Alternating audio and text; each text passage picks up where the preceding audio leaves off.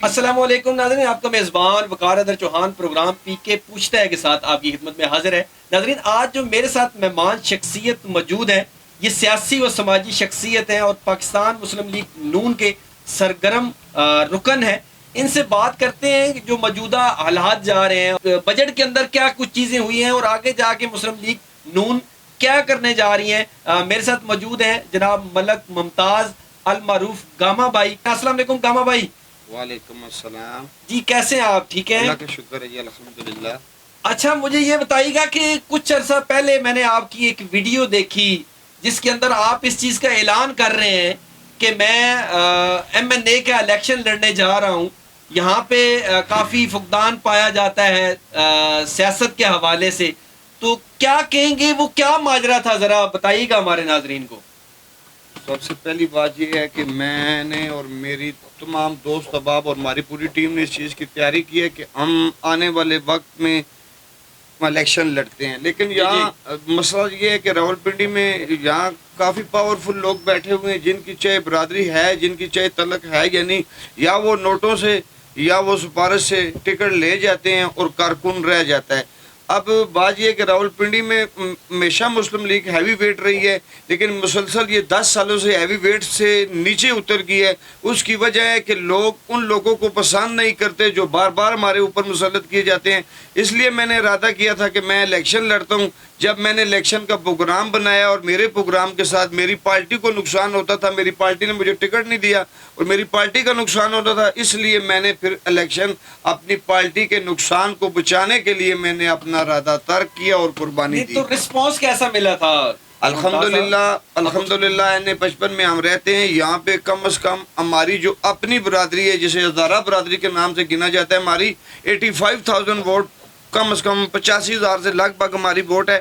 اور اس کے علاوہ جو پنڈی شہر میں جہاں پہ ختم ہوتا ہے ہمارا حلقہ، وہاں تک الحمدللہ ہر لوگوں کے ساتھ ہماری غمی خوشی اور دکھ درد میں ہم ان کے شریک ہوتے ہیں، اور انشاءاللہ وہی دکھ درد والے ہمارے دوست ہیں۔ اس حلقہ میں تو کافی مضبوط کینڈیڈیٹ ہوتے ہیں، تو آپ نے یہ کیسے فیصلہ کر لیا کہ یہاں کی جو عوام ہے وہ ممتاز گاما کو کیوں ووٹ کرے گی؟ دیکھیں جی، بات یہ ہے کہ راولپنڈی کے اندر مسلسل شیخ رشید کامیاب ہوتا ہے اور شیخ رشید آگے آتا رہا ہے، لیکن لوگ شیخ رشید کو بھی دیکھنے کے لیے اب گوارا نہیں کر رہے تھے۔ اس کی وجہ یہ ہے کہ شیخ رشید صاحب کی بھی گردن میں وہ سریہ آ چکا تھا جو پہلے نہیں تھا، جس وجہ سے لوگوں نے مجھے آگے لانے کے لیے اور کھڑا ہونے کے لیے اپیلیں کرتے رہے ہیں، لیکن میں نے اس وجہ سے الیکشن کا پروگرام طے کیا کہ میری پارٹی اور میرے قائد میاں محمد نواز شریف کو کی ووٹ ٹوٹے گی، دوسرا کینڈیڈیٹ فائدہ اٹھائے گا، اس وجہ سے میں نے الیکشن سے وڈرا ہوں۔ ٹھیک، پنڈی میں جو ہے قیادت کا وہ بڑا فقدان ہے، اور جو منسٹری ہے وہ آپ اس کے بارے میں کیا رائے رکھتے ہیں کہ منسٹری کس کے پاس ہونی چاہیے؟ دیکھیں جی، راولپنڈی شہر کارکنوں کا شہر ہے۔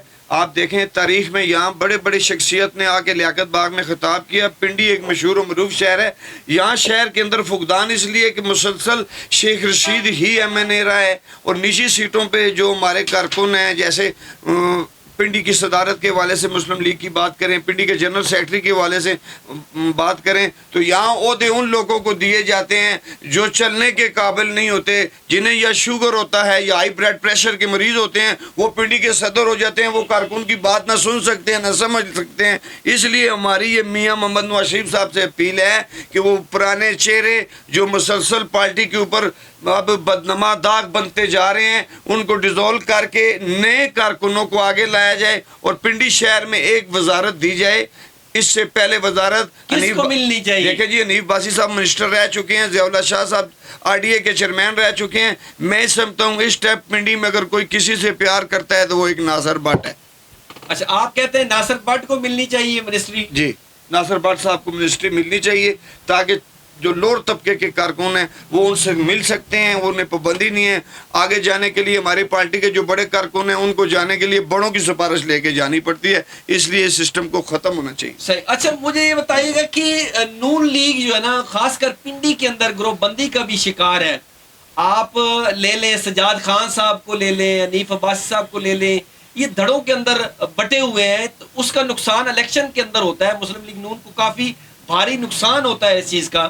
کیا کہیں گے، ایسا کیوں ہے، یہ کیوں نہیں اکٹھے کیوں نہیں ہو سکتے؟ سر بات یہ ہے کہ پاکستان مسلم لیگ راولپنڈی شہر کے اندر 3-4 گروپ ہیں۔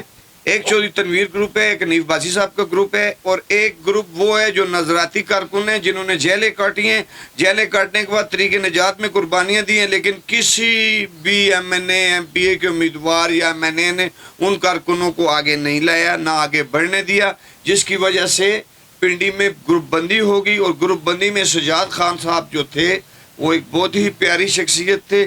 دیکھیں جب عمران خان قابض تھے حکومت کے اوپر تو سجاد خان کو الیکشن لڑایا گیا راشد شفیق کے مقابلے میں، انہوں نے بہت مضبوط مقابلہ کیا اور چند ووٹوں سے وہ آ رہے ہیں، میں سمجھتا ہوں کہ وہ جیتے تھے، ان کو ہرایا گیا ہے۔ اس دفعہ بھی پنڈی شہر میں اگر کوئی ایکٹیویٹ کارکن تھا، اگر کسی کی کوئی بات تھی، کسی سے لوگ نون کے کارکن سے پیار کرتے تھے تو وہ سجاد خان تھا، جسے اللہ، میں نہیں یہ کہہ سکتا اللہ کے اوپر ہے اسے کس نے ہرایا اور کیوں ہرایا گیا، یہ نہیں معلوم تھا۔ ٹھیک ہو گیا۔ اچھا یو سی 9 میں عوامی مسائل کی کیا صورتحال ہے؟ دیکھیں جی یو سی 9 کا مسئلہ تو ہے نہیں، یہاں پیرودائی کے ایریے میں رہتے ہیں، یہاں 3-4 وارڈیں لگتی ہیں، یو سی 7, 8, 9, 10، یہ ساری یو سی کے اندر کرائم بہت زیادہ ہے، بہت زیادہ کرائم ہے، ہر روز کسی نہ کوئی ڈکیتی میں قتل ہو جاتا ہے یا کسی جگہ پہ ڈکیتی ہو جاتی ہے، سریعام لوگ لوٹتے ہیں، سریعام لوگوں کے ساتھ زیادتی ہوتی ہے۔ لیکن ہماری اعلیٰ قیادت کو، بالخصوص میں آئی جی پنجاب صاحب سے یہ گزارش کروں گا، خدا را ہم پاکستانی ہیں، ہمیں تحفظ دیا جائے، ہماری اولادوں کو تحفظ دیا جائے، ہمارے دوستوں کو تحفظ دیا جائے، کم از کم جو دن بھر کی مزدوری کر کے شخص اپنے گھر آئے تو راستے میں اس سے کوئی چھین نہ سکے۔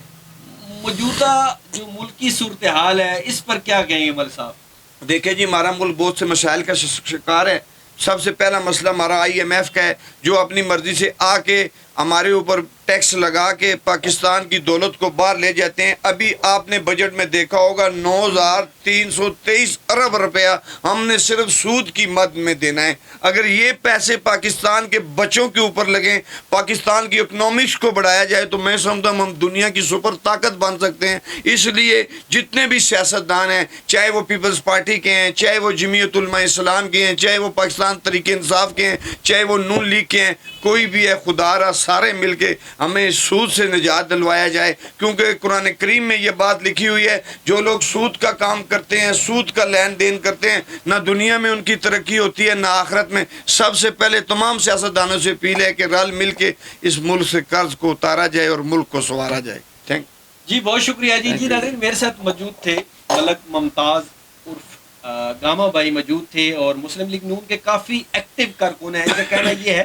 کہ جب میں نے دیکھا کہ یہاں اس علاقے کو جو ہے نا یتیم بنا دیا گیا ہے، یہاں پہ کوئی ایسا بندہ نہیں ہے جو عوام کی خدمت کر سکے، تو میں نے یہ سٹیپ اٹھایا کہ میں ایم این اے کا الیکشن لڑوں، اور عوام نے بھی مجھے بہت اچھا رسپانس دیا، جو دوست احباب تھے انہوں نے بڑا اچھا رسپانس دیا۔ لیکن میں نے جب سوچا کہ مسلم لیگ نون کو اس چیز کا نقصان پہنچ سکتا ہے، تو میں نے اپنے کاغذات نامزدگی جو ہے وہ واپس لے لیے۔ ترقیاتی مسائل ہیں، وہ بھی یہاں کے جو منتخب نمائندے ہیں ان کو چاہیے کہ وہ تمام مسائل کو عوام کی دہلیز پر حل کریں۔ اسی کے ساتھ اپنے میزبان وقار احمد چوہان کو اجازت دیجیے، اللہ نے